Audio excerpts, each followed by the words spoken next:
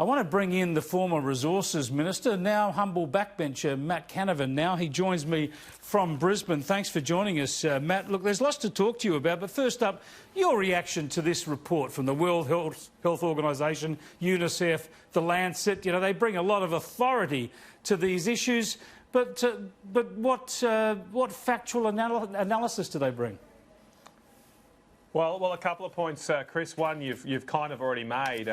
What frustrates me the most about this sort of stuff is the generalisation that occurs, that somehow all children think the same in every country all around the world.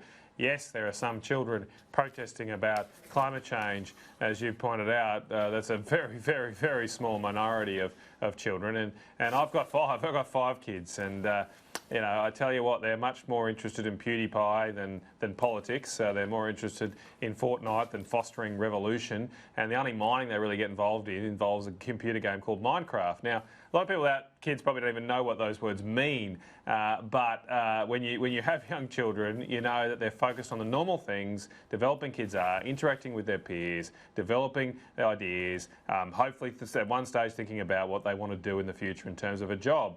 And really the best thing we can do for our children is create a prosperous society which gives them options for their future.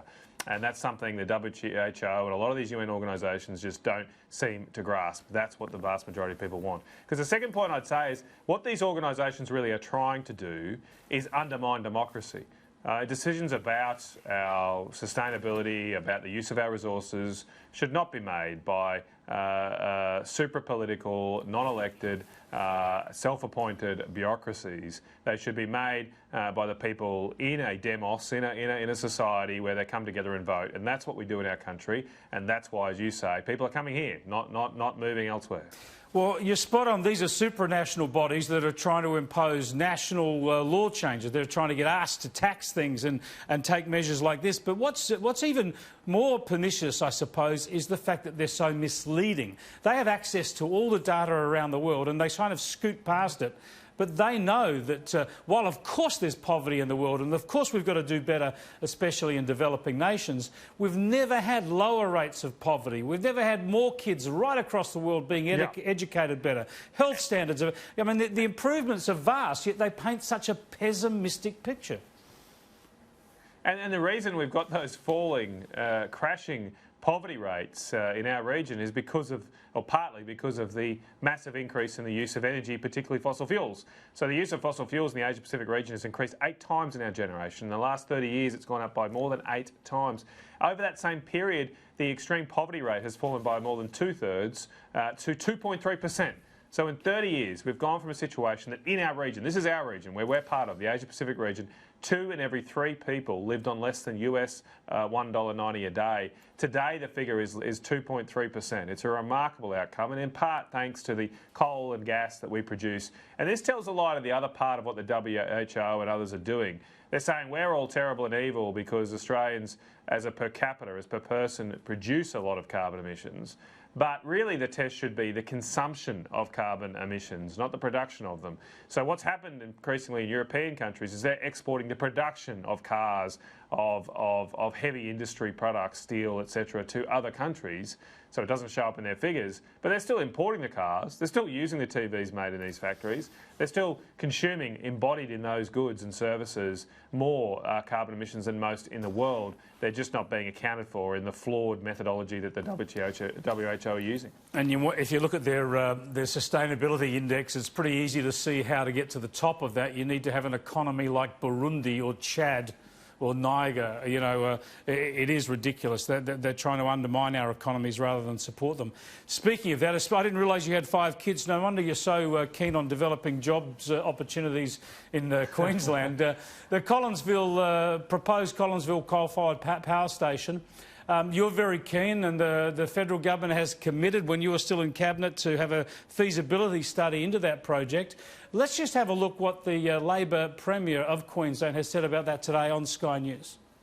So usually the market decides if another coal-fired power station is required, but the feasibility study would have to look at a whole range of impacts, including what impact that would have on the Great Barrier Reef.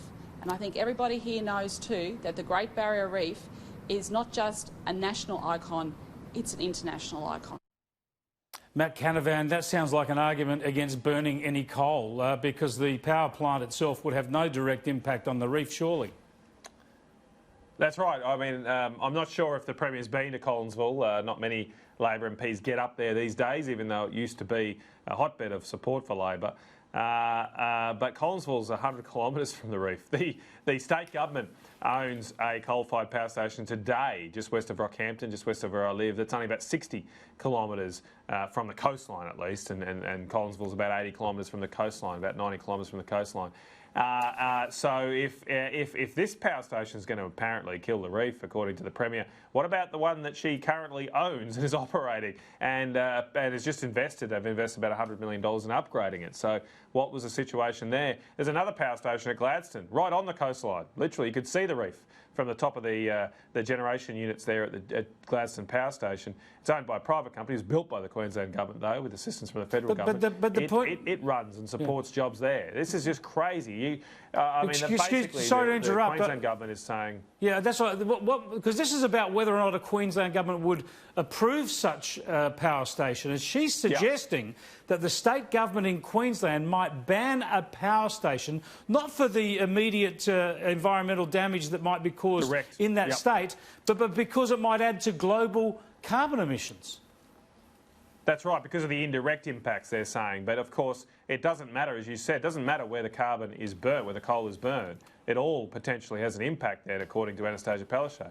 So why is she supporting the export of Queensland coal? Why are we developing the gas fields in Western Queensland? Effectively, what Anastasia Palaszczuk has done today is call into question every job in Queensland that relies on the resources sector. And it just underlines why the Labor Party can't be trusted to support mining jobs and resource jobs in this state. They just don't seem to get it, that if we're exporting all this wonderful, clean, productive coal from Collinsville to other countries for them to burn, why can't we just use a little bit of it here, Chris? Just a little bit. I'm not saying all of it. I'm not being greedy. Just a little bit of our coal to create our jobs here in Queensland. What's happening here is Anastasia Palaszczuk is desperately trying to cling to an argument so she doesn't have to answer that question, because if she has to answer that question, that will call into question their preferences they get from the Greens. And they're the lifeblood of the modern Labor Party. So the Queensland Labor Party here is clearly choosing against jobs and for the Greens. Now, this suite of policy issues is causing divisions on both sides of politics. You've expressed your views about a net zero carbon emissions goal by 2050, saying that it's fantastical. Have you been able to do any sums in the last few days? Do you know what that would do to the Australian economy? Well, no, look, no one has done a proper report yet here in Australia. New Zealand, the New Zealand government did do an assessment last year. It showed that their economy would be 16% smaller if they tried to pursue a net zero target, and that's obviously with an economy that's a lot less carbon-based than ours. That's a massive impact on anyone's measure. But, of course, the likes of Zali Steggall there in Warringah are happy to espouse an ambitious target in 30 years' time where they won't have to be responsible for, but they don't come up with the basic costs and benefits and be up front with people. Sure, but the problem here for the coalition is that state governments across the country have already adopted the same target, including Liberal or coalition governments in New South Wales and South Australia. No, I agree, and it's absurd because you always just have to look at what people are doing, Chris, not what they say. That's my view of what should happen. So the New South Wales government might say that they're saying that they'll try to get to a net zero carbon emissions in 2050, yet they're building something called the Western Sydney Airport, which is apparently there to for diesel-fuelled planes to land and take off at regular intervals and has a life a lot longer than 2050. And likewise, the South Australian government says they're going to try and hit net zero carbon emissions by 2050, yet they're putting billions of dollars in effort into building a diesel-based submarine industry, which again is meant to far outlive the next 30 years. And so this has become a glib kind of life raft for governments to latch onto to say they're doing something. But I'd much prefer we be upfront with people and we tell them what we can actually do, and we should focus on doing practical things today that can reduce carbon emissions, not trying to hoodwink people about commitments that we're never going to be around to meet in 30 years' time. Matt Canavan, thanks for joining us. Thanks, Chris. Have a good day.